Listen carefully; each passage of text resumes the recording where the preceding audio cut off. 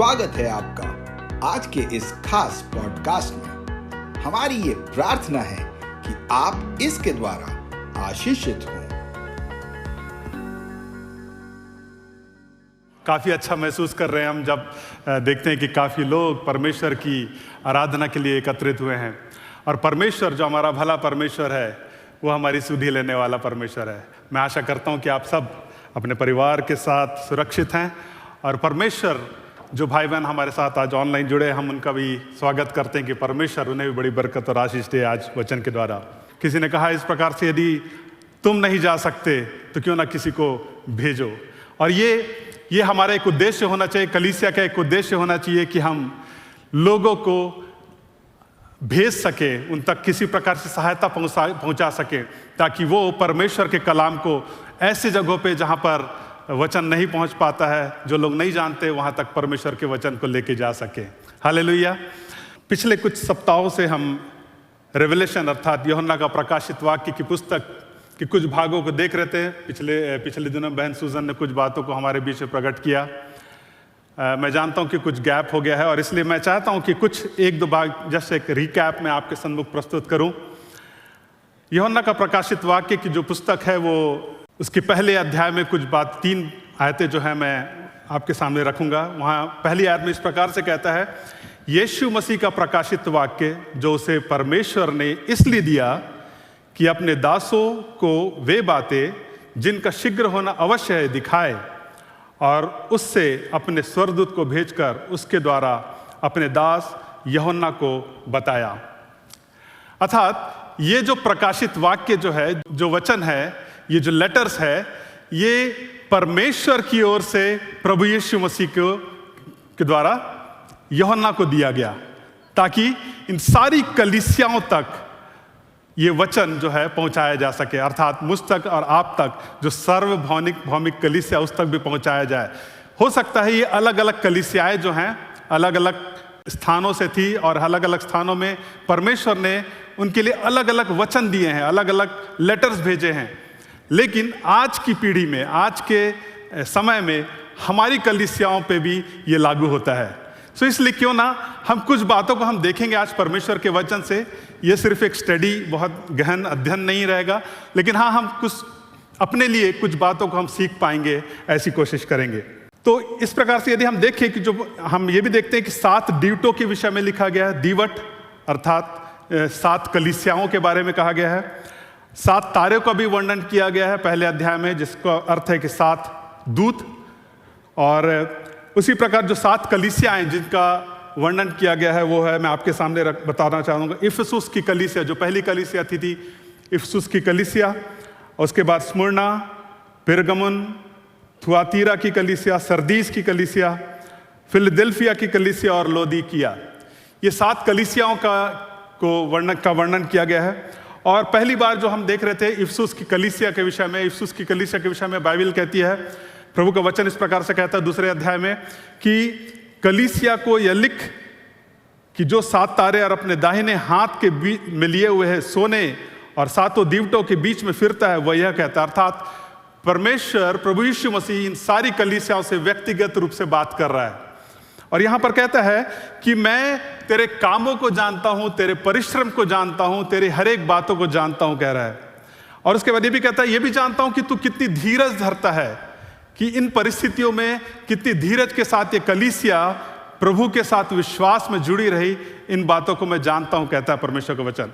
और उसके बाद कुछ बातें ये भी कहता है कि मुझे तेरे विरुद्ध कुछ कहना है, सो तू चेत कर कि तू कहां से गिरा, तू जहां से गिरा है, कहां से ये हुआ, वहां से मन फिरा और पहले के समान काम करने लग जा। ये वचन है। साथ ही साथ आइए हम अगले कुछ बातों में अगली कलीसिया की ओर देखेंगे। जो आज हम देखने जा रहे हैं वो है स्मुरना की कलीसिया। और स्मुरना और पिरगमुन, ये 2 कलीसियाओं के बारे में आज हम देखने जा रहे हैं। दूसरा अध्याय प्रकाशित वाक्य की पुस्तक, उसका 8वां अध्याय में क्या कहता है हम यहां पढ़ेंगे। और स्मुरना की कलीसिया के दूत को यह लिख। स्मुरना की कलीसिया, यहां बहुत व्यक्तिगत रूप से परमेश्वर का वचन यहां पर बात कर रहा है, नाम लेकर के बुला रहा है। कह रहा है कि स्मुरना की कलीसिया, हो सकता कहे कि new life assembly of God की कलीसिया, और ये जब परमेश्वर का वचन जो है व्यक्तिगत रूप से आ रहा है, शायद ये वचन आज हमारे लिए है, हम सबों के लिए है कि आज new life assembly of God की कलीसिया तुम्हारे विषय में ये बातें मैं कहना चाहता हूं। हो सकता है आज हम अलग अलग स्थिति में अलग अलग स्थानों पे बैठे, लेकिन वहां पर हमारे लिए एक वचन है जिस प्रकार स्मरणा की कलीसिया को लिखा उसने। और यहां कहता है कि जो प्रथम और अंतिम है, जो मर गया था और अब जीवित हो गया है। अर्थात यहां पर कह रहा है प्रभु यीशु मसीह अपने विषय में कह रहे हैं, जो प्रथम था और जो अंतिम है, जो पहले है और जो आखिरी है, जो अल्फा है और जो ओमेगा है। 6 या 7 बार परमेश्वर के वचन में इस बात को कहा गया है। प्रभु यीशु मसीह ने कहा है कि मैं ही आदि हूं, मैं ही अंत हूं, मैं ही अल्फा हूं, मैं ही ओमेगा हूं। और ऐसे कई बार प्रभु परमेश्वर के वचन में लिखा गया है। आज हम देखें ये जब प्रभु यीशु मसीह जब कहते हैं कि मैं आदि था और मैं ही अंत हूं, इसका मतलब यह नहीं कि बीच में प्रभु यीशु मसीह नहीं थे। प्रभु यीशु मसीह शुरुआत से लेकर के अंत तक प्रभु यीशु मसीह पूरी जर्नी में थे। पूरी जो जर्नी जो थी, लाइफ थी, उसमें थी, कलीसिया की जर्नी में थे। और यहां पर कह रहे हैं कि जो प्रथम और अंतिम है, जो मर गया था और अब जीवित हो गया है, वह यह कहता है। अर्थात प्रभु यीशु मसीह अपना इंट्रोडक्शन देके कह रहे हैं कि मैं जो हूं, जो मैं मर गया था, अब जो मैं जीवित हूं, अब मैं मृतक नहीं हूं, वो ये कहता है। अर्थात प्रभु यीशु मसीह का स्पष्ट वचन जो मेरे और आपके लिए, स्मरणा की कलीसिया के लिए जो दिया गया है। जब प्रभु यीशु मसीह या कोई भी व्यक्ति हमें व्यक्तिगत रूप से संबोधित करे, इसका मतलब है कि वो हमसे बहुत ज्यादा रुचि रखता, हम पर बहुत रुचि रखता है। और यहां पर प्रभु यीशु मसीह बहुत ही रुचि रखते स्मरणा की कलीसिया पे, इंटरेस्ट रखते, he is very much interested in your lives. और इसी प्रकार कहते हैं कि मैं तेरे क्लेश और दरिद्रता को जानता हूं। क्या जानता हूं? क्लेश को जानता हूं। स्मरणा की जो कलीसिया थी वो परसिक्यूटेड चर्च थी। अर्थात स्मरणा जो एक स्थान था, स्मरणा का जो नाम आया है वो आया है मेर से, अर्थात मुर, सोना, मुर, लोभान, है ना। यीशु मसीह के जन्म के विषय में जब हम देखते हैं वहां पर लिखा है सोना, मुर और लोभान राजाओं ने लाके, ज्योतिषियों ने ला करके प्रभु यीशु मसीह के सामने अर्पित किया। मुर से स्मरणा की जो कलीसिया, इसका नाम जो रखा गया था। और ये जो कलीसिया थी, यहां पर रोमी सरकार थी, लेकिन यहां पर बहुत से सताव हुआ करते थे। सताव थे, यहूदियों के ऊपर सताव थे, और भी जो मसीह के लोग, जो मसीह की कलीसिया थी, उनके ऊपर बहुत बड़े सताव हुआ करते थे। और इसलिए इसका नाम है परसिक्यूटेड चर्च। लेकिन एक विशेष बात इस कलीसिया में थी, ये कलीसिया कभी भी झुकी नहीं, अर्थात मूर्तियों के सामने कभी भी नहीं झुकी। उस सताव की परिस्थिति में भी कभी भी नीचे झुक करके परमेश्वर प्रभु यीशु मसीह का इंकार नहीं किया इस कलीसिया ने। इसलिए बाइबल कह रही है मैं तेरे क्लेश को जानता हूं। इतनी परिस्थितियां जो तेरे ऊपर गुजरी है, मैं उन सारे क्लेश को जानता हूं, तेरी उस दरिद्रता को भी जानता हूं। लेकिन कहता है परंतु तू धनी है। तेरी गरीबी को मैं जान रहा हूं, आर्थिक तंगी को मैं जानता हूं, लेकिन तू किस बात में धनी है? तू आत्मिक बातों में धनी कहता है, परंतु तू है, धनी लोग हो। ये कलीसिया के लिए कह रहा है, ये स्मरणा के लोगों के लिए नहीं है, कि स्मरणा में बहुत से अलग अलग प्रकार के लोग रहते थे। और कह रहा है कि जो लोग अपने आप को यहूदी कहते हैं और हैं नहीं, पर शैतान की सभा है, उनकी निंदा को भी मैं जानता हूं। ये जो कलीसिया थी, एक पहली शताब्दी की कलीसिया थी। पहली बात, यहां पर गरीबी थी, जैसे एक सामान्य स्थानों पे होता है। लेकिन मत्ती रचित सुसमाचार उसका 6 उसका 20 में क्या कहता है कि अपने लिए धन स्वर्ग में इकट्ठा करो। और मैं विश्वास करता हूं यहां की जो कलीसिया थी वो अपने लिए स्वर्ग में धन इकट्ठा कर रही थी, प्रभु के साथ में इतनी जुड़ी हुई थी, विश्वास में इतनी स्थिर थी। इसलिए प्रभु यीशु मसीह यहां पर कह रहे हैं कि मैं तेरे क्लेश, तेरी दरिद्रता को जानता हूं, लेकिन तू क्या है? धनी है। You are rich. तू आत्मिक बातों में इतना धनी है, तू विश्वास में इतना पक्का और स्थिर पाया गया है। तेरे ऊपर बहुत से परेशानियां आई, तेरे ऊपर बहुत से परेशानियां, दिक्कतें आई, तुझे बहुत से लोगों ने सताया, लेकिन तू क्या है? रिच है। You are a rich. यहां पर कुछ यहूदी लोग भी थे। यहां पर लिखा है कि जो लोग अपने आप को यहूदी कहते हैं, अर्थात there were some self proclaimed Jews, जो अपने आप को कहते थे कि मैं यहूदी हूं। शायद वो आते अन्य जातियों से थे, लेकिन कहते थे कि मैं यहूदी हूं। यहां पर और क्या करते थे, वो प्रैक्टिस कैसी करते थे, कैसी रीति विधियों को मानते थे। वो कहते थे कि हम यहूदी हैं, लेकिन क्या करते थे, अपनी चाल चलन पे चलते थे, ऐसी बातों के पीछे चलते थे जो परमेश्वर के वचन के विरोध में है। अर्थात बहुत सी बार कॉम्प्रोमाइजिंग लाइफ हुआ करता था। और यही बात आज हम देखने जा रहे हैं। यहां कह रहा है कि जो लोग अपने आप को यहूदी कहते हैं और हैं नहीं, they are not really Jews, वो अपने आप को कहते तो हैं लेकिन वो है नहीं, परंतु शैतान की सभा है, उनकी निंदा को भी मैं जानता हूं। इंग्लिश में लिखा है they are the synagogues of Satan. शैतान की सभा है, मैं उनकी निंदा को जानता हूं, उनकी हर एक बातों को जानता हूं। वो दिखाते तो है कि मैं ऐसा हूं, लेकिन ऐसा नहीं हूं। हम नहीं जानते भाइयों बहन, कई बार ऐसा होता है हमारे जीवन में। हम कहते हैं मैं तो 25 साल से या 30 साल से प्रभु यीशु मसीह को जानता हूं, मैं इतने वर्षों से प्रभु यीशु मसीह को ग्रहण कर चुका हूं, लेकिन क्या हमारा जो जीवन है एक सही मसीही जीवन है कि नहीं? क्या हम सिर्फ ऐसे तो नहीं, कलीसिया में कई बार ऐसे भी होता है, या मसीही समाज के बीच में ऐसा कई बार होता है कि दिखाई देते, लोग देते कि हम तो बहुत पुराने मसीही हैं, हमारे दादा परदादा सब मसीही रहे हैं, हम तो आज तक पैदाइशी हम बाइबल को जानते हैं, सारी बातों को जानते हैं। लेकिन क्या होता है, हम अपने प्रैक्टिस करते हैं। कई बार, बहुत सी बार हम अपने यहूदी, जिस प्रकार यहां पर अपने आप को सेल्फ प्रोक्लेम्ड ज्यूज कह रहे थे, अपने आप को कह रहे थे, वैसे ही कई बार हम कहते हैं कि हम मसीही हैं, लेकिन परमेश्वर की आज्ञाओं को कई बार हम मानने से दूर हो जाते हैं। बहुत सी बात हमारे साथ ऐसा होता है कि हम परमेश्वर की वचन की जो गूढ़ बातें उनको समझने के बजाय हम बहुत सी ऐसी बातों पे डाइवर्ट हो जाते हैं, अपने लाइफ को डाइवर्ट कर जाते हैं, जो कि परमेश्वर के वचन के अनुसार नहीं है। मैं जानता हूं कि प्रकाशित वाक्य की पुस्तक, इनका अध्ययन थोड़ा उतना आसान नहीं होता, कुछ कठिनाइयां होती समझने में, शायद आपको भी बीच में बोर लगने लग जाए, लेकिन ये बात जरूर है, हमें थोड़ा ध्यान से हमें बैठना पड़ेगा कुछ क्षण, और हमें इस बात को, कुछ बातों को देखना पड़ेगा। 10वीं आयत कहता है कि जो दुख तुझको झेलने होंगे उनसे मत डर। अर्थात प्रभु यीशु मसीह कह रहे हैं यहां पर, इस कलीसिया के साथ में दुख भी आने वाले हैं, जो दुख तुझको झेलने होंगे। अर्थात ऐसा समय आएगा जब तुझे, अभी तक जो तूने किया है वो तो किया है, लेकिन आने वाले समय में भी हो सकता है तुझे दुख झेलने पड़ सकते हैं। इसलिए तुझे क्या करने की आवश्यकता है? इससे तुझे डरने की आवश्यकता नहीं, डरना नहीं किसी बात से, क्योंकि प्रभु यहोवा तेरे संग संग है। हालेलुया। जो दुख तुझे, प्रभु यीशु मसीह ने यहां पर यह नहीं कह दिया कि तेरे ऊपर कोई दुख आएगा ही नहीं, कलीसिया के ऊपर दुख नहीं आएगा, ऐसा नहीं है।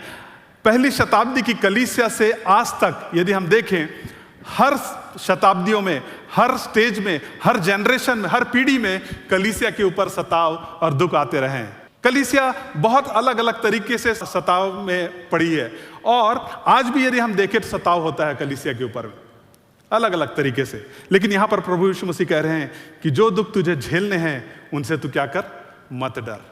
इसका मतलब ये नहीं है कि तुझ पर सताव नहीं आएंगे, सताव तो आएंगे, लेकिन तू डरना नहीं, क्योंकि यहां कहता है, क्योंकि देखो शैतान तुम में से कितनों को जेल खाने में डालने पर है। शैतान बहुत से अलग अलग तरीके से, ऐसे ऐसी बातों से तुम्हें बंदी गृह में डालने की कोशिश करेगा, अलग अलग इल्जाम तुम पर लगाए जाएंगे, बहुत बहुत ऐसी परिस्थितियां आएंगी जिससे तुम शायद घबरा जाओगे। लेकिन स्मरणा की कलीसिया को बार बार ये वचन प्रभु का दे आ रहा था, और ये कहते कि तुझे डरने की आवश्यकता नहीं है।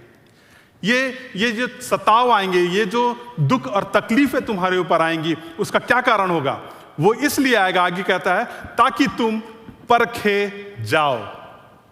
क्या हो जाए? ताकि हम परखे जाएं, हम टेस्ट किए जाएं, हम ऐसे परिस्थिति में होकर के निकलें ताकि जब हम परख जाएं, परखे जाएं, परखे जाने के बाद हम एक सोने के समान खड़े होकर के निकलने पाए। ये कलीसिया, जो स्मरणा की कलीसिया, इसके लिए कह रहा है कि तुम पर दुख आ रहा है, लेकिन दुख के बाद तुम्हें क्या होने की आवश्यकता है? उसमें से ऐसे गुजर जाना, विश्वास में स्थिर होकर निकल जाना, ताकि दुख जब पूरा हो जाए, जब तुम उस एक्सपीरियंस से होकर गुजर जाओ, उस अनुभव को पार कर चुको, तब तुम क्या हो जाओ? जब तुम परखे जाओ, तब तुम क्या हो जाओ? सोने के समान निकल के बाहर निकल के आओ। इसलिए भाई बहनों, मेरे और आपके लिए आज एक एनकरेजिंग वर्ड ये है कि आज मैं और आप हो सकता किसी प्रकार की परिस्थिति में हो, किसी प्रकार के दुख में हो सकता आप कहें कि मैं तो अच्छी कलीसिया से बिलोंग करता हूं, मैं अच्छी जगहों में जाता हूं, अच्छे वचन को पढ़ता हूं, मैं दूसरों के साथ मिलजुल नहीं जाता और मूर्ति पूजा नहीं करता, बहुत से अलग अलग भागों में नहीं जाता, लेकिन मेरे ऊपर दुख और परेशानियां क्यों हैं? भाइयों बहनों, ध्यान रखिए इस बात को, यह एंकरेजमेंट मैं आपके सामने रखना चाहता हूं कि यदि आज आप दुख की घड़ी से होकर गुजर रहे हैं, यह आपका परखा जाना है। हालेलुया। ताकि जब आप परखे जाएं, परखे जाने के बाद प्रभु आपको सोने के समान खड़ा करेगा। आप ऐसे शाइन होने लग जाएंगे, ऐसे चमकने लग जाएंगे जो शायद आपने अपने जीवन में कभी भी महसूस नहीं किया है। हालेलुया। परखा जाना, तुम्हें 10 दिन तक क्लेश उठाना होगा और उसके बाद यह कह रहा है कि तुझे प्राण देने तक विश्वासी रहे। तुझे दुख उठाना होगा, अर्थात एक समय आएगा कि तुझे और भी परेशानियों में से होकर गुजरना पड़ेगा, लेकिन प्राण देने तक विश्वासी रहे। विश्वासी बने रहना, सिर्फ विश्वासी नहीं रहना है, लेकिन विश्वास योग्य बने रहना है, जिस पर प्रभु यीशु मसीह भी विश्वास करके कह सके कि ये मेरा विश्वासी जन है, ये मेरा विश्वासी बेटा और बेटी है, जिस पे प्रभु यीशु मसीह कहे कि मैं इस पे विश्वास करता हूं, ये बेटा कभी हिलेगा न डगमगाएगा। हालेलुया। हो सकता है आज आप ऐसी परिस्थिति में हो, कहें कि मैं तो विश्वासी हूं, लेकिन ऐसा होने दे भाइयों बहनों कि हम विश्वास योग्य पाए जाए हर परिस्थिति में, चाहे हमारे ऊपर बहुत सी परीक्षाएं आए, उसके बाद भी हम विश्वास योग्य पाए जाएं, ताकि प्रभु परख करके हमें कहे कि तुम परखे और कहे कि ये तो एक विश्वास योग्य बेटा और बेटी है मेरी, और कहता है कि प्राण देने तक विश्वासी रहे। हम इस कलीसिया को कह रहा है उस हद तक विश्वासी रहने की आवश्यकता है कि जब तक तुम्हारी मृत्यु ना हो जाए। अर्थात यदि तुम्हें किसी प्रकार से सताव के दौरान मार दिया जाए और किसी प्रकार से तुम्हें परेशान कर दिया जाए, मरने की स्थिति तक भी तुम्हें क्या रहना है? विश्वास योग्य बने रहना है। मरना या डेथ या मृत्यु को देख करके विश्वास से मुकरने की जरूरत नहीं है। मृत्यु, क्योंकि हर एक को एक दिन जाना है, छोड़ के जाना है संसार को छोड़ के, और इसलिए स्मरणा की कलीसिया को बार बार एंकरेज करके कह रहा है कि तुझे मृत्यु, यदि तुम्हारे सामने मृत्यु भी आ जाए तो पीछे नहीं हटना। हालेलुया। तब तक विश्वासी रहे तो मैं तुझे जीवन का मुकुट दूंगा। जीवन का मुकुट, वो मुकुट जिसको पाने के लिए कितनों ने अपनी पूरी जिंदगी जी ली, कितनों ने बहुत कुछ किया, लेकिन वो मुकुट जब मिलेगा, प्रभु यीशु मसीह के सामने वो मुकुट मिलेगा, जिसके सामने आदर और महिमा जो प्रभु यीशु मसीह देंगे उस कलीसिया को। हालेलुया।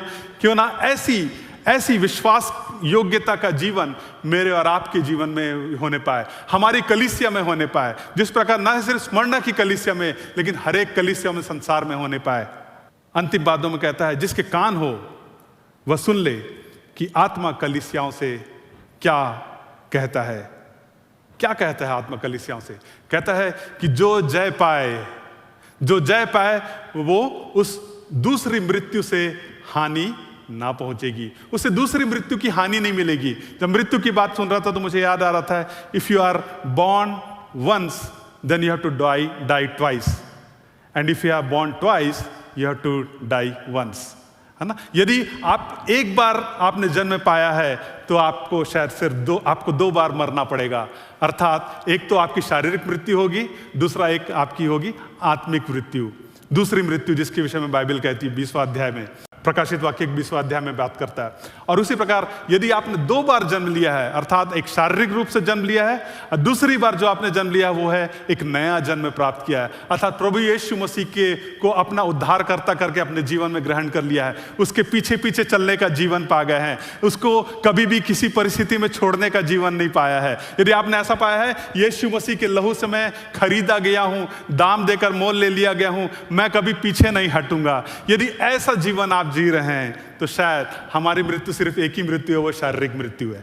शारीरिक मृत्यु के बाद हमारे पास आत्मिक मृत्यु नहीं है, क्योंकि हम प्रभु यीशु मसीह के साथ जाएंगे और बाइबल कहती है कि तुमको मैं वो मुकुट दूंगा। हालेलुया।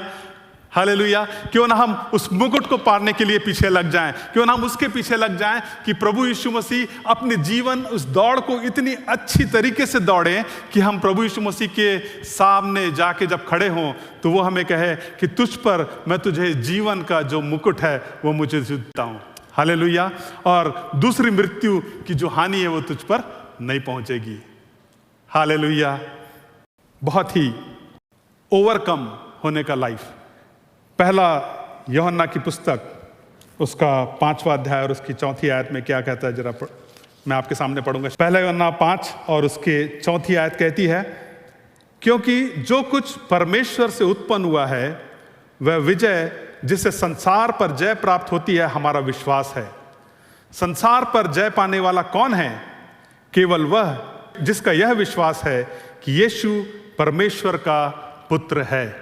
जिसका यह विश्वास है वही संसार पर जय पाने वाला है। इसलिए भाइयों बहनों, जब हम यीशु मसीह पे विश्वास करने के द्वारा हम उस बातों को पकड़ के और थाम के रखे रहते हैं अपने जीवन में, हम उस जय के जीवन को पाएंगे, उस जय के मार्ग में चलते रहेंगे। जय प्राप्त करना, कई बार हमें लिखता है, हमें पता चलता है ये जय प्राप्त करना सिर्फ एक बार की बात नहीं है, सिर्फ एक दिन हमने जय प्राप्त कर लिया और चले गए, ऐसा नहीं है। लेकिन जय प्राप्त करना हमारे जीवन का हमारा एक सफर होना चाहिए, एक जर्नी होनी चाहिए कि हम जिस किसी पड़ाव में हाथ रखें, जिस किसी पोजीशन पे, सिचुएशन पे हम जाएं, वहां पर हमें जय हासिल करना है, वो भी यीशु मसीह के नाम के द्वारा, यीशु मसीह पे विश्वास करने के द्वारा, यीशु मसीह पे ईमान लाने के द्वारा, उसके पीछे पीछे चलने के द्वारा। परिस्थितियों में, तकलीफों में, गड़बड़ी में, गरीबी में, परेशानियों में, चाहे आपको किसी प्रकार की ऐसी तकलीफें क्यों ना है जिससे लोग आपको धुतकारें और अलग करें, लेकिन एक बात को ध्यान रखना है कि हमें हमेशा स्थिर पाए जाना है। स्मरणा की कलीसिया को स्थिर पाए जाने के लिए कहा गया। दूसरी कलीसिया जिसके विषय में लिखा गया है पिरगमुस की कलीसिया। पिरगमुस की कलीसिया के संदेश को लिखा 12वीं आयत में कहता है कि पिरगमुस की कलीसिया के दूत को यह लिख कि जिसके पास दो धारी और चोखी तलवार है वह यह कहता है। पहली बार जब स्मरणा की कलीसिया को कह रहा था, वो कह रहा था कि मैं तो अंतिम हूं, मैं ही आदि हूं, मैं ही अंत हूं, मैं तो मर गया था लेकिन मैं ही जीवित हूं। लेकिन यहां पर कह रहा है, प्रभु यीशु मसीह कह रहा है कि जिसके पास दो धारी और चोखी तलवार है वह यह कहता है। चोखा तलवार है, ये वो तलवार है जो परमेश्वर का वचन है, जो गांठ गांठ और गुदे गुदे को वार पार छेदता है। हालेलुया। ये वो परमेश्वर का सच्चा वचन है, यही वचन है कह रहा है। इसलिए कह रहा है कि जिसके पास जो दुधारी तलवार है, जिसके पास जो चोखी तलवार है, वो प्रभु परमेश्वर आज इस कलीसिया से बात कर रहा है।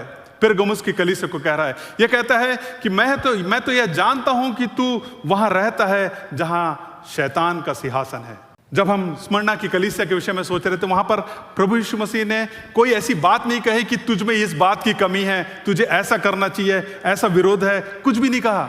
लेकिन यहां पर कह रहा है मैं तुझे जानता हूं, मुझे पता है कि तू ऐसे स्थान पर रह रहा है जहां पर शैतान का निवास है, जहां पर शैतान का सिंहासन है। अर्थात ये जो स्थान था ये बहुत ही कठिन। पिरगमुस जो स्थान था वो तो बहुत ही अच्छा सुंदर स्थान था, और ये भी कहता है कि वहाँ आर्ट और गैलरीज बहुत कुछ थे। इतिहास ये बताता है, इतिहास ये भी बताता है कि वहाँ सबसे बड़ी वर्ल्ड की लाइब्रेरी हुआ करती थी जो हाथ से लिखी गई थी, और भी कुछ ऐसी बातें हैं। ये कहता है कि पिरगमुस एक ऐसा स्थान था जहाँ पर it was a centre of worship for pagan gods. एक ऐसा स्थान था जहाँ पर अलग अलग देवी देवताओं की आराधना और उपासना की जाती थी, और ये एक सेंटर था, एक ऐसा हब था। लेकिन यहां पर एक कलीसिया जो थी, इसके विषय में प्रभु यीशु मसीह का संदेश है। प्रभु यीशु मसीह कह रहे हैं यहां पर कि मुझ पर जहां शैतान का सिंहासन है और मेरे नाम पर स्थिर रहता। अर्थात इस स्थान पे तो इतनी दिक्कतें हैं, शैतान ने अपना कब्जा करके रखा हुआ है, लेकिन कलीसिया को प्रभु यीशु मसीह यहां पर कह रहे हैं कि पर तू क्या था, मेरे नाम पर तुम क्या करते थे, स्थिर रहते थे। हालेलुया। धन्य है ऐसी कलीसिया जहां पर शैतान का सिंहासन हो, उस स्थान पर रहते हुए भी परमेश्वर प्रभु यीशु मसीह में स्थिर पाई जाती है। धन्य ऐसे लोग। यदि भाई और बहनों, हो सकता है आप ऐसी परिस्थिति में कहीं पर हो जहां पर लगे कि मेरे घर के आसपास या मेरे घर में या मेरे ऐसे जगहों पे बहुत से शैतान का निवास है, बहुत से ऐसे विरोध हैं, परिस्थितियां हैं, लेकिन यदि आप उस स्थान पर स्थिर रहते हैं तो आप धन्य हैं। ये वचन आपके लिए। और ये भी कहता है, और मुझ पर विश्वास करने से उन दिनों में भी पीछे नहीं हटा जिनसे मेरा विश्वास योग्य साक्ष्य। अर्थात तुम उन सारी परिस्थितियों में भी रहते हुए भी विश्वास करने में तुम उससे पीछे नहीं हटे। क्योंकि यहां पर लिखा है कि अंतिपास, जो कि प्रभु यीशु मसीह का एक साक्षी था। यहां मैं अंतिपास के विषय में देख रहा था कि हिस्ट्री में ऐसा लिखा है कि वो एक फिजिशियन था, एक चिकित्सक था, और रोमी सरकार के अधीन में रह करके चिकित्सा का कार्य करता था। लेकिन जब वो चिकित्सा करता था, उसी दौरान वो क्या करता, प्रभु यीशु मसीह के शुभ समाचार को भी लोगों तक पहुंचाया करता था। और उसको जब रोमी सरकार ने देखा, जब उसे पता चला, तो उसे गर्म करके तांबे के बड़े बर्तन में उसे डाल दिया गया और उसे इतना गर्म किया गया कि वो लाल होते तक उसे गर्म किया गया और उसके द्वारा उसकी मृत्यु हो गई, उसे मार दिया गया। और ये कह रहा है कि जब ऐसे लोग जब मार दिया गया, अंतिपास जो था जब मार दिया गया, उसे घात कर दिया गया, उस परिस्थिति में भी यदि तुम विश्वास में स्थिर रहे तो परमेश्वर का धन्यवाद हो। हालेलुया। 14 कहता है, पर ये सारी बातें बहुत अच्छी है। मुझे एक अच्छी चीज लगी कि प्रभु यीशु मसीह जब भी इन सारी कलीसियाओं को जब भी एड्रेस करते थे तो 6-7 बातें हर एक कलीसिया के विषय में कहते थे। पहली बार जब भी करते थे, कहते थे कि उसके नाम लेके बुलाते थे, उसको एड्रेस करते थे। और उसके बाद भी कहते थे कि जो भी प्रभु यीशु मसीह को रेवलेशन या प्रकाश उनको दिया गया उस कलीसिया के विषय में, वो उसको बताते थे। उसके बाद में तीसरी बात कहते थे, जो अच्छी बातें हैं, what is good about this church, जो उस कलीसिया के बारे में अच्छी बातें उनको उसका वर्णन किया करते थे। और उसके बाद में चौथी बात है, व्हाट इज बैड, गलत क्या है, क्या किन बातों को सुधारने की आवश्यकता है, उस बातों को के विषय में जोर दिया करते थे। और उसके बाद एक एग्जॉर्टेशन होता रहा। 5वीं बात जो है एग्जॉर्टेशन, अर्थात एक उपदेश या संबोधन दिया करते थे कि तू ऐसा करता है, तू ऐसा नहीं करता है, तुझे ये करने की आवश्यकता है, एक गाइडेंस दिया करते थे। और उसके बाद प्रॉमिस और रिवॉर्ड दिया करते थे। कहते थे क्योंकि तूने ये किया है, यदि तू जय पाएगा तो तुझे ये मिलेगा। आप यदि 7 कलीसियाओं के विषय में पढ़े, हर कलीसिया में ऐसी लिखा है, यदि तू जय पाए तो तुझे ये मिलेगा, तू यदि ऐसा पढ़े तो तू ऐसा पाएगा। और ये प्रतिज्ञा जो है प्रभु यीशु मसीह हर एक कलीसिया को दे रहे थे। यहां पर पिरगमुस की कलीसिया को भी परमेश्वर का वचन इसी प्रकार से कहता है पर मुझे तेरे विरुद्ध एक बात को कहनी है। तेरे यहां कितने तो ऐसे हैं जो बिलाम की शिक्षा को मानते हैं। बिलाम की शिक्षा अर्थात मूर्ति पूजा पे चढ़ाए, मूर्ति के सामने चढ़ाए हुए वस्तुओं को खाना, ये बिलाम की शिक्षाएं थी, है ना, जिसके विषय में लिखा हुआ बिलाम की शिक्षाओं को मानते हैं। और ये भी कहा है कि वे मूर्तों के बलिदान को खाते थे और व्यभिचार करते थे। परमेश्वर का जो वचन है यहां कह रहा है कि ये इन सारी चीजों से को जो मानते हो, इसलिए मुझे तेरे विरुद्ध में इन बातों को कहना है। आज भी ये हमारे जीवन में, हमारी कलीसियाओं में लागू होता है, संसार में लागू होता है। ये बहुत सी बात हम कॉम्प्रोमाइज कर लेते हैं, बहुत सी बात हमारे जीवन में ये हो रहा है। जब प्रभु यीशु मसीह अप्रिशिएट कर रहे थे, उन्होंने कहा कि मैं तो जानता हूं कि तू कितने अच्छे तरीके से इस जीवन को जी रहा है, लेकिन मुझे इस बात के लिए, क्योंकि तुम शारीरिक अनैतिक कार्य कर रहे हो, इसलिए मुझे तेरे विरोध में कुछ बातों को कहना है। और उसके बाद में वैसे ही 15वीं आयत कहती है, वैसे ही तेरे यहां कितने तो ऐसे हैं जो निकोलियों की शिक्षा को मानते हैं। निकोलियों की शिक्षा क्या होती है? निकोलियों की शिक्षा वो होती थी, जो मैं पढ़ने की कोशिश कर रहा था, उसमें ये बताता है कि यदि कोई मूर्ति पूजा करने वाला है तो सुसमाचार प्रचार करने के लिए उसके सामने जाके थोड़ी देर मूर्ति पूजा कर लो। यदि कोई और गलत काम कर रहा है तो सुसमाचार का प्रचार करने के लिए जाके गलत कर लो। लेकिन बाइबल कहती है और प्रभु यीशु मसीह भी कहते हैं कि मैं इन सारी शिक्षाओं से बैर रखता हूं, मैं इन शिक्षाओं को पसंद नहीं करता। और इसलिए प्रभु यीशु मसीह यहां पर कह रहे हैं, एक कलीसिया के विषय में ऐसा भी कहा, मैं इस बात से लिए आनंदित हूं कि तुम निकोलियों की शिक्षा को नहीं मानते। भाइयों बहनों, कई बार हमारे जीवन में ऐसा होता है, हम सोचते हैं कि मैं शायद इसके साथ थोड़ा उसके साथ उसके जैसे रीति रिवाज को चल करके, उसको मान करके शायद मैं उसको प्रभु यीशु मसीह के नजदीक ले आऊंगा। भाई बहनों, हमें कॉम्प्रोमाइज करने की आवश्यकता नहीं है, हमें उन्हें जीतने की आवश्यकता है, ना कि हमें जा करके उनके रीति रिवाजों पे, उनके कार्यों पे, उनकी गलत शिक्षाओं पे, गलत कार्यों पे अपने हाथ को नहीं लगाना है। भाई बहनों, आप विश्वास में अब तक चलते होंगे, हो सकता है आप बोझ रखते होंगे किसी के लिए, अपने किसी मित्र के लिए, किसी परिवार के लोगों के लिए, लेकिन ध्यान रखें कि हम किसी बात में ऐसे कॉम्प्रोमाइजिंग लाइफ में ना चले जाएं जिससे हम परमेश्वर की आज्ञा के विरोध में काम करने लग जाएं। निकोलियों की शिक्षा 16वीं आयत बहुत स्पष्ट कहते हैं, एक रिक्वेस्ट नहीं है 16वीं आयत में, लेकिन एक बहुत ही एक कमांड है। कहता है कि सो मन फिरा, नहीं तो मैं तेरे पास शीघ्र ही आकर अपने मुख की तलवार से उनके साथ लड़ूंगा। मुख की तलवार से लड़ूंगा। इसलिए क्या कर, मन फिरा। यदि तू आज तक ऐसा कर चुका है, यदि तू किसी रास्ते से जा रहा है, आज ही यू टर्न ले ले। यदि तू ऐसी गलत रास्तों पे जा रहा है, कलीसिया के लोग, यदि तुम आज का ऐसे गलत काम कर रहे हो जो आज तक तुमने नहीं किया था, लेकिन तुम्हारा मन ये नहीं लग रहा है, तुरंत वापस आ जाओ, मन फिराओ, वापस आकर के प्रभु यीशु मसीह के पास आ जाओ और प्रभु के मन, ताकि उसका अनुग्रह तुम्हारे जीवन पे होने पाए। जिसके कान हो वह सुन ले कि आत्मा कलीसियाओं से क्या कहता है। फिर से कहता है इस कलीसिया को, पेरगमुस की कलीसिया को भी कह रहा है कि जो जय पाए उसको मैं गुप्त मन्ना में से दूंगा।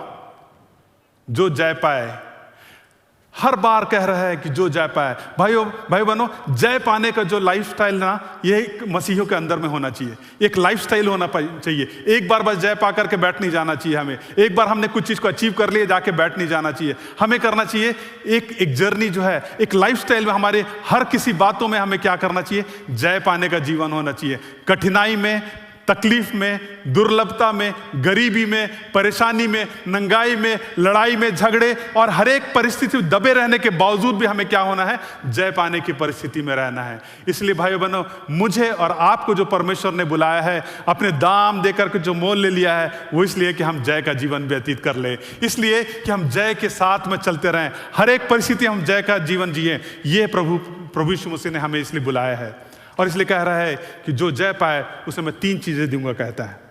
पहली बात, हिडन मन्ना। जो जय पाए उसे मैं गुप्त मन्ना में से दूंगा। गुप्त मन्ना हम सब जानते हैं ना, इजरायलियों को मन्ना, मैं उन गुप्त मन्ना में से दूंगा। I will reveal all the hidden word. उन गुप्त बातों को जो आज मनुष्य नहीं समझ सकता, उन सारी बातों को मैं तुझ पर प्रकट करूंगा। इसीलिए प्रकाशित वाक्य की पुस्तक है। हालेलुया। जो जय पाएगा उसे गुप्त मन्ने में से दूंगा। और कहता है कि जो जय पाए उसे मैं क्या करूंगा, दूसरी बात, श्वेत पत्थर भी दूंगा। श्वेत पत्थर में सुना, श्वेत पत्थर क्यों लिखा गया? श्वेत पत्थर का 2 कारण था सिर्फ यहां पर लेने का। एक तो श्वेत पत्थर जो इस्तेमाल किया जाता था मंदिर में, अर्थात कलीसियाओं के मंदिर के बाहर में जो गेट होता था, वहां पर श्वेत पत्थर लगाए जाते थे। अर्थात आपको एक श्वेत पत्थर देगा, कहता है परमेश्वर। दूसरी बात कहता है, और उस पर तुम्हारा नाम लिखा होगा। और उसके बाद कहता है जिसके, और तीसरे, एक नया नाम दिया जाएगा। तो 3 बातें जो हैं, एक हिडन मन्ना अर्थात गुप्त मन्ना मिलेगा, श्वेत पत्थर जो है, प्रीस्ट जो होता रहे, याजक जो होता, और उनके चेस्ट ब्रेस्ट प्लेट पे भी श्वेत पत्थर लगाए जाते रहे। और इसलिए कहता है कि तुम्हें एक याजकीय स्थान, एक पोजीशन दिया जाएगा। किसको दिया जाएगा? जो जय पाएगा। और एक तुम्हें एक नया नाम दिया जाएगा। New name will be given to you. इसलिए मुझे और आपको एक ही काम करना है। हमारी इन 2 कलीसियाओं से जो हमने आज जो शिक्षा पाई है, शिक्षा यह है, ये कलीसिया जो थी बहुत से व्यभिचार के बीच में भी थी, मूर्ति पूजा के बीच में थी, अलग अलग देवी देवताओं के बीच में थी। वहाँ बहुत ऐसे स्थिति में थी जहाँ पर रोमी राज अपनी मूर्तें खड़ी कर देते और कहते थे कि सामने झुको। ये पहली शताब्दी की कलीसिया थी। और जब इन सारी परिस्थितियों में इस कलीसिया ने जय पाने के लिए, जो परमेश्वर ने, प्रभु यीशु मसीह ने इन्हें एक आह्वान किया है, आज वो आह्वान मेरे और आपके लिए भी है भाई बहनों। आज हमारी new life assembly of God कलीसिया के लिए भी है। वर्शिप टीम सामने आ सकते हैं। हमारे लिए आज सोचने की आवश्यकता है, क्या हम जय पाने वालों में से हैं? क्या हमारा जो जीवन है वो जय पाने का जीवन है? क्या हम ऐसे जीवन को जी रहे हैं कि हम जय पाकर के परमेश्वर के पीछे पीछे चलने लग जाएं? क्योंकि जब हम जय पाएंगे, वो हिडन मन्ना वो हमें परमेश्वर देने वाला है। वो गुप्त बातों को जो हम परमेश्वर के वचन में पढ़ने से नहीं समझ पाते, पवित्र आत्मा के अभिषेक के द्वारा उन बातों को परमेश्वर हमारे जीवन में प्रकाशित करने वाला है। हमें वो श्वेत पत्थर देने वाला है, वो जिस पे तुम्हारा नाम लिखा होगा। एक नया नाम देने वाला है, शायद जो आज हम किसी और नाम से कहलाए जाते हैं, लेकिन प्रभु यीशु मसीह, वो दिन आएगा जब प्रभु यीशु मसीह जब न्याय करेगा और उस न्याय के सिंहासन पर बैठेगा, मुझे और आपको एक नया नाम देगा। Hallelujah, hallelujah. क्यों ना भाइयों बहनों अपने सरों को झुकाएं, प्रार्थना में जाएं। इस समय सिर्फ आप अपने जीवन को प्रभु के साथ में रखें। आज जो हमने सीखा इस वचन के द्वारा सिर्फ यह है कि हर एक परिस्थिति में, हर एक परेशानी को दशा में हमें परमेश्वर के साथ जुड़े रहना, विश्वास योग्यता का जीवन जीना है, और साथ ही साथ में परमेश्वर की स्तुति करते हुए, लगातार उसके साथ जुड़े रहते हुए एक जय का जीवन जीना है। हर दिन, हर पल एक जय का जीवन जीना है, पीछे नहीं हटना है। परिस्थितियां कैसी भी क्यों ना आ जाए, लेकिन हमें परमेश्वर से, उसके विश्वास से कभी पीछे नहीं हटना है।